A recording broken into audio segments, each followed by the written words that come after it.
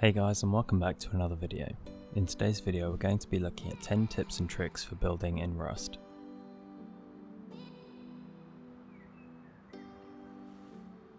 Tip number 1 is a basic one, but I keep seeing people miss it. When placing your airlocks, you want to make sure that you either place your internal or external door so that it opens to block the other door. Otherwise, if you die with your doors open, people can run straight in like this. It's a simple but important tip. You can also do this with double doors as I show here. Place it so that the double door opens towards the single door and it will block a part of the doorway. Simply close the double door as well to gain access. For tip number 2 we have unlootable loot rooms, something that many people thought were patched until Twisited brought them back. Having a half-height floor blocks people from getting the height and angle to loot from the dropped loot bags. There's a split second between destroying it and the bag falling that people can open them, but in most cases they'll miss this.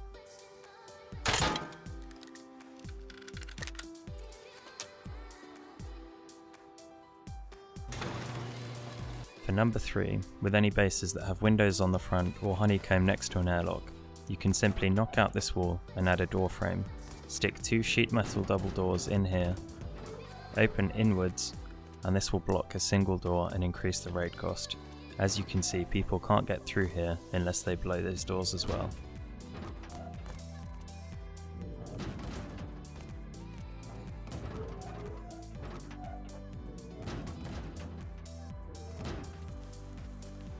For number 4, I wouldn't call it a tip as such, but many people miss it. Rather than having multiple double doors opening and blocking your path, simply fill up any spare sockets with garage doors. This way you can easily get around your base without it feeling cramped.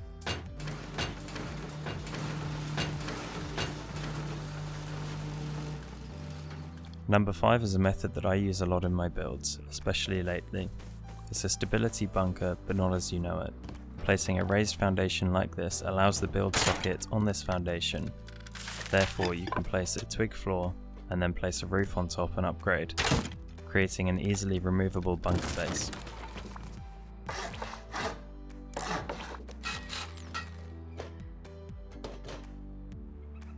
This can be done in another way as I show here. Placing a twig floor and upgrading a roof on top of it blocks a doorway from the bottom floor, preventing raiders from progressing into the base without wasting materials unless they blow the roof as well. Because the twig is so far away from the doorway, it makes it impossible for them to destroy this with incendiary rockets or with flame arrows.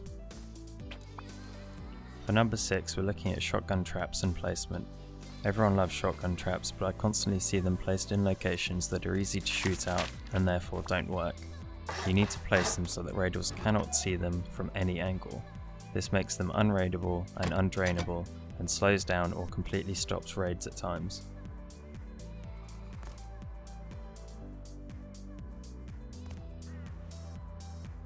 Number 7 is honeycombing. People tend to love the idea of 2x2s and 1x1s, but they actually end up being more expensive most of the time because of honeycomb. You want to build a base that uses triangles in between squares, creating a square/triangle pattern. This means that honeycomb will double up in places, saving a wall here and there. As you can see here, I've used 3 walls and 2 foundations to protect the 2 squares here. But on the 1x1 over here, I've used 4 walls and 2 foundations to protect exactly the same area. This method can be used in a number of situations.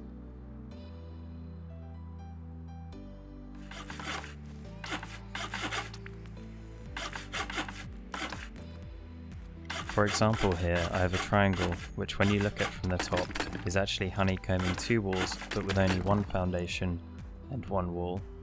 You want to try and maximize this in all of your builds to reduce the cost of honeycomb and increase the strength of your base.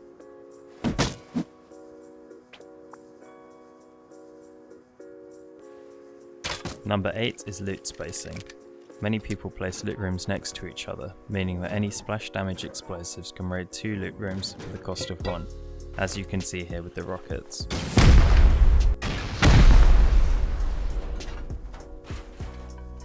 Make sure that you place loot rooms away from each other to avoid this, and make sure that you have plenty of doors between them to make sure that no splash damage carries through.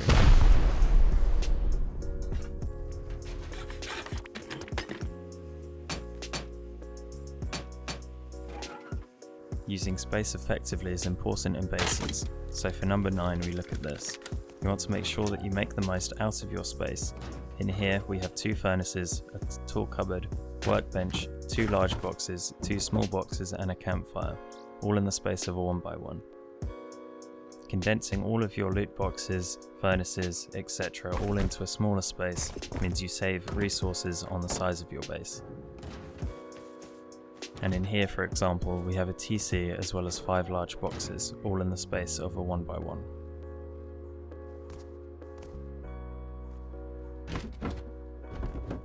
For the last one, number 10, it's not necessarily a building tip, but in some ways it is. You want to ensure that you have a sleeping bag in your main base so that you can respawn.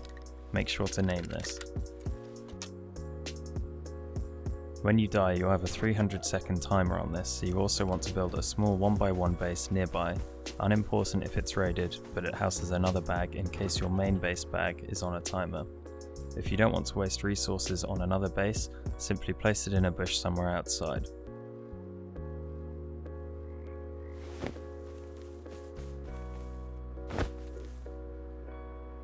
I do a number of base building guides on my channel, so feel free to check these out. As always, if you did enjoy, be sure to smash the like button as it really helps out, and don't forget to subscribe with notifications turned on to catch all of my content.